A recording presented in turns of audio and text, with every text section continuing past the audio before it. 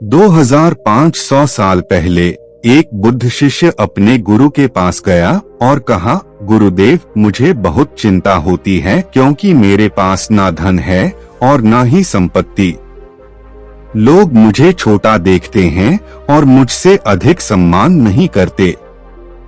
बुद्ध ने उसका हाथ पकड़ा और कहा, तू मेरे पास आया है और मुझसे कुछ मांगा है, ठीक है, लेकिन एक शर्त है। शिष्य ने पूछा, गुरुदेव, कौन सी शर्त है? बुद्ध ने कहा, तू एक गोली बना। शिष्य हैरान था, लेकिन उसने गुरु की बात मान ली। वह गोली बनने के लिए काम करने लगा। कुछ समय बाद शिष्य ने गोली बन गया और फिर बुद्ध के पास लेकर गया। बुद्ध ने पूछा, तूने गोली कैसे बनाई? शिष्य ने कहा, मैंने बहुत मेहनत की। मैंने धातु को गर्म किया, उसे पीसा और गोली बनाई। बुद्ध ने कहा, अच्छा, अब यह गोली ले और जंगल में जा। जब तक तू उस गोली को खोजता है तो अपनी बुनियादी समझ बचा रहेगा। शिष्य गोली लेकर जंगल में चला गया। कुछ समय बाद उसने गोली को खोज लिया, लेकिन वहां उसे कुछ और भी मिला। वह देखा कि जंगल में बहुत से पेड़ पौधे हैं जो बिना किसी चिंता के खड़े हैं। वे पेड़ पौधे किसी को अपना नहीं मानते, लेकिन फिर भी वे खुद को बहुत खुश महसूस करते हैं। उसकी आंखों में एक नया दृश्य हुआ। उसने समझा कि वास्तव में किसी को भी कोई नहीं मिलता, सभी अपने होते हैं। कोई अपना नहीं होता। तब उसने अपनी चिंता और असंतोष को छोड़ दिया। उसने गुरु के पास लौटकर कहा, गुरुदेव, मैंने समझ लिया कि कोई भी तेरा नहीं है, सभी अपने होते हैं।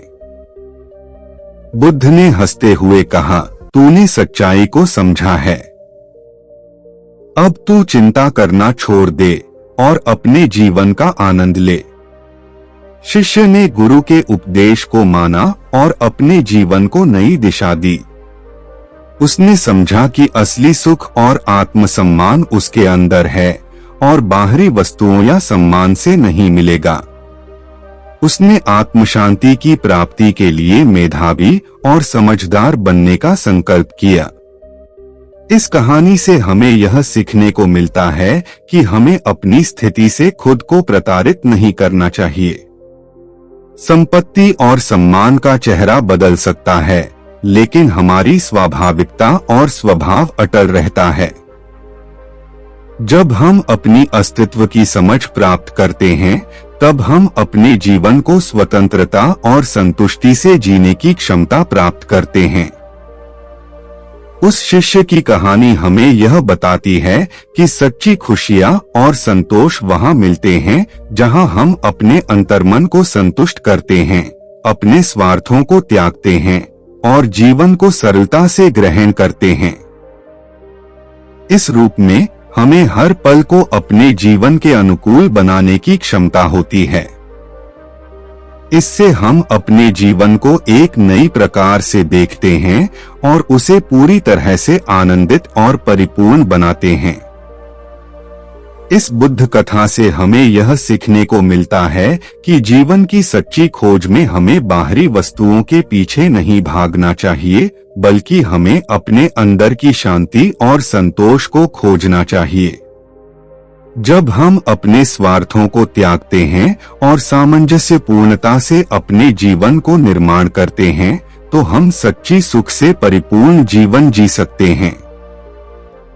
जब हम अपने जीवन को निरंतर समीक्षा करते रहते हैं, तो हमें अपने वास्तविक स्वभाव का अनुभव होता है।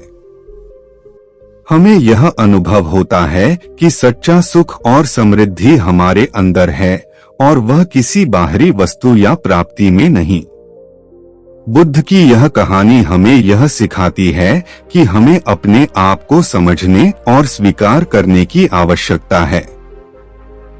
जब हम खुद को स्वीकार करते हैं, तो हम अपने जीवन को सामर्थ्य से जीने के लिए तैयार हो जाते हैं।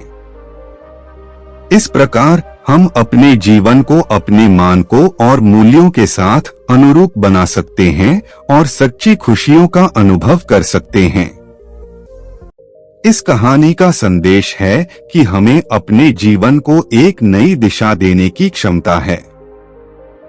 यह हमें सिखाता है कि सच्ची खुशियों का अनुभव हमारे अंदर है और हमें उसे खोजने की क्षमता होती है। इस प्रकार हम स्वतंत्रता और संतोष से अपने जीवन को जी सकते हैं और सच्ची सुख का अनुभव कर सकते हैं। इस कहानी के साथ यह संदेश भी जुड़ा है कि हमें हमेशा अपनी आत्मा की सुननी चाहिए। अक्सर हम बाहरी विशेषताओं और सम्मान में ध्यान देने के चक्कर में अपनी आत्मा को भूल जाते हैं, जिससे हमारा आत्मसम्मान कमजोर होता है। बुद्ध की यह कहानी हमें यह सिखाती है कि हमें अपने आत्मा की आवाज को सुनना चाहिए और उसके मार्ग पर चलना चाहिए। इसी तरह हमें यह भी याद दिलाया जाता है कि सच्चा आनंद और संतोष अंतर्निहित होता है। बाहरी संपत्ति और सम्मान के प्राप्ति से हमें स्थायी सुख नहीं मिलता, बल्कि उसे अपने अंदर की शांति और समृद्धि में पाया जा सकता है।